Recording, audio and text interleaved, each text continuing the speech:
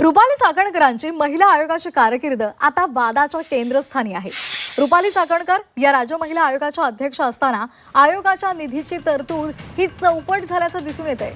जिथे 2010 आणि 15 या 5 वर्षांमध्ये या खर्चाची तरतूद 2.5 कोटी होती, तो खर्च 2024 आणि 25 मध्ये फक्त एका वर्षात 20 कोटीहून अधिकची तरतूद झालेली आहे। रुपाली चाकणकर महिला आयोगाच्या अध्यक्ष होईपर्यंत ही वाढ संतुलित दिसत होती, पण चाकणकर अध्यक्ष झाल्या आणि त्यानंतर लगेचच ही वाढ 2 ते 3 पटींनी वाढल्याचं दिसून येत आहे। महिला आयोगाच्या निधीची झालेल्या या असंतुलित तरतुदीच्या वाढीची शिवाय त्यातील किती निधी खर्च झाला याची माहिती मिळणं गरजेचं आहे। सीमा आढे आमच्या प्रतिनिधी आपल्याला अधिकची माहिती देत आहेत। सीमा, चाकणकरांच्या काळामध्ये निधीमध्ये चौपट वाढ झालेली आहे आणि त्यामुळे त्यांची ही कारकीर्द आता वादाच्या केंद्रस्थानी आहे। काय एकूण अपडेट्स आहेत? नक्कीच श्वेता, आपल्याला माहिती आहे की राज्य महिला आयोगाच्या अध्यक्ष असताना रुपाली चाकणकर यांच्यावरती खरं तर अनेक प्रश्न अनेकदा उपस्थित केले गेले, अनेक आरोप झाले, वेगवेगळ्या प्रकरणावरून त्या नेहमी चर्चेत राहिल्या।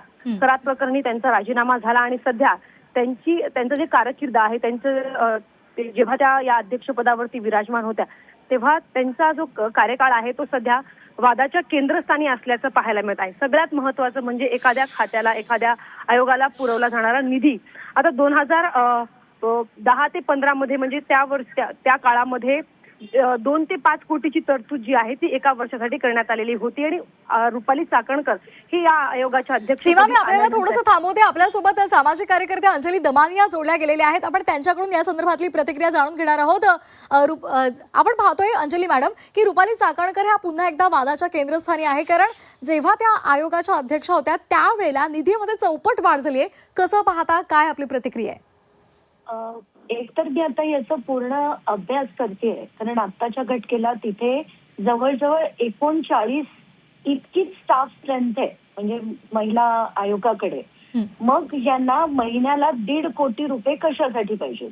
म्हणजे जर यांना 20 कोटी आता या वर्षी त्यांनी खर्च केला असेल 24-25 मध्ये, तर हा पैसा वापरला कुठे गेला, कशासाठी गेला?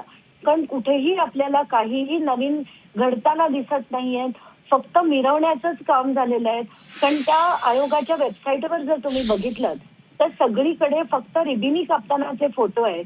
कुठेही कॉन्क्रीट डिसिजन घेताना, मॉड्यूल्स बनवताना, त्याचा आयोगाचा विस्तार करताना आपल्याला कुठेही दिसत नाहीये। मग हा निधी इतका चौपट वाढ झाल्यानंतर काय केलं त्या निधीचं, हा प्रश्न तर नक्कीच विचारला पाहिजे। आत्ताच्या घटकेला मी ते सगळा डिटेल्ड अभ्यास करतेय, केल्यानंतर मी नक्कीच हे सगळं मांडेन।